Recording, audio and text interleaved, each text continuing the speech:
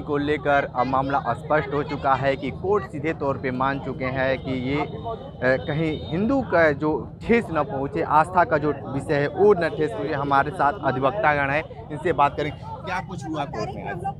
Court में आज जो आदेश आना था कार्बन डेटिंग ऑब्लिक वैज्ञानिक जांच पर, जो हम लोग प्रार्थना पत्र दिए थे माननीय न्यायालय द्वारा, उस पर कुछ बिंदुओं पर सुनना था, पुनः सुना गया और हम लोग सुनाए और सीपीसी के अवलोकन कराए और विपक्ष की आपत्ति को हम लोगों ने अवलोकन कराया। विपक्षी ने अपनी आपत्ति के पैरा 4 में कहा है कि जो 16/5/22 को शिवलिंग ऑब्लिक 12 प्राप्त हुआ है उससे स्पष्ट नहीं हो पा रहा, इससे इनका पूजा का अधिकार नहीं देना चाहिए। तो जांच के लिए उन्होंने कोई विरोध नहीं करा, उनका कोई क्षति नहीं है।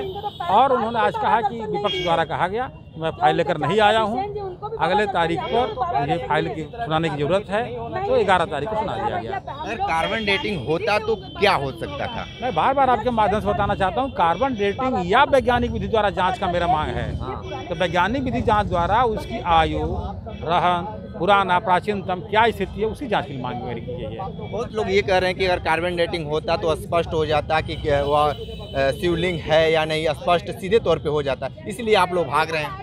हम लोग भाग रहे हैं, ये विपक्ष लोग भाग रहे हैं। आपको पता होना चाहिए कि बाद में अधिवक्ता से बात कर रहे हैं, हम तो प्रार्थना पत्र दिए हैं जांच के लिए। भाग तो विपक्ष लोग हैं। कार्बन डेटिंग के लिए नहीं दिए हैं आप?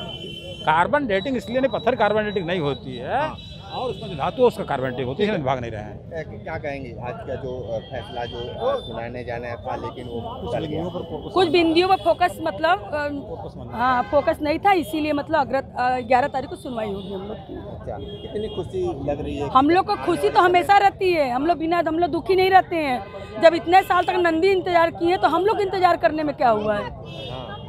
क्या क्या कहेंगे मैम? हमेशा सत्य में विजय होती है, सत्य में जयते।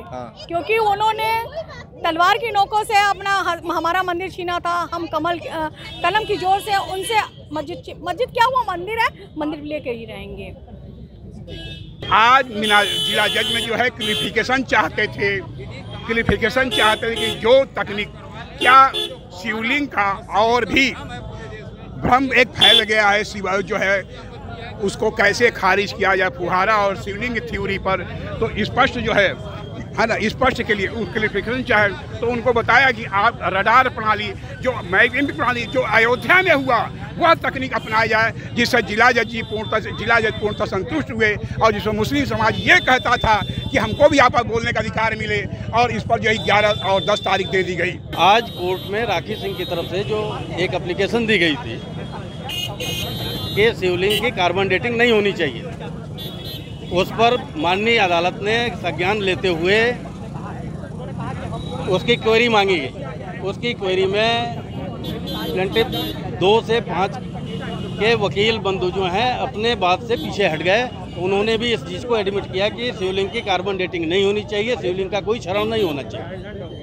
तारीख को दोबारा उन्होंने डेट दिया हुआ है 11 तारीख को, जो भी डिसीजन होगा कोर्ट देगा। और हम जहाँ तक समझते हैं कि हिंदू पक्ष की भावनाओं को ध्यान में रखते हुए माननीय अदालत उस पर कोई भी निर्णय लेगा और मैं पूरी तरह से आशावंतित हूँ कि हिंदू पक्ष में ही फैसला आएगा। आज डिस्पोजल के लिए रखा गया था, ऑर्डर के लिए रखा गया था, लेकिन कार्बन डेटिंग को लेकर के जो आर्गुमेंट्स थी वो क्लियर नहीं थी, तो क्लैरिफिकेशन मांगा गया था राखी बादनी संख्या 2 से 5 से, जिसमें क्लैरिफिकेशन में ये सीख किया गया कि किसी भी तरह से नुकसान पहुंचाए बिना कोई नुकसान ना पहुंचे, ऐसा एक ऑर्डर किया जाए और पत्थर की कार्बन डेटिंग नहीं हो सकती। दोनों राखी सिंह की दोनों बातों को आज बादनी संख्या 2 से 5 ने एडमिट कर लिया और कोर्ट ने उसको कंसीडर करते हुए इतना बात सुनिश्चित हो चुके हैं कि कार्बन डेटिंग के ऑर्डर शिवलिंग को लेकर के नहीं होंगे, अन्य जांच के होंगे, उसका हम समर्थन करेंगे। 11 अक्टूबर क्या लगता है आगे भी क्या डेट पड़ सकती है? ठीक है, 11 अक्टूबर को